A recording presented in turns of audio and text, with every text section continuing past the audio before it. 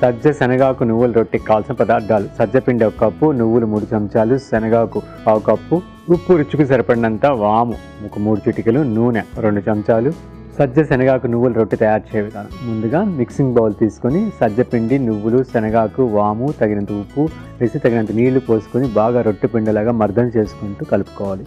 తర్వాత stove on చేసుకొని తవా పెట్టుకొని ఈ యొక్క పిండిని ఉండలుగా చేసుకొని రొట్టెల్లాగా ఒత్తుకొని ఈ పెనం మీద 2 వైపులా దోరగా కాల్చుకొని సర్వింగ్ ప్లేట్లో తీసుకొని సర్వ్ చేసుకుంటే సజ్జ శనగాకు నువ్వుల రొట్టె రెడీ.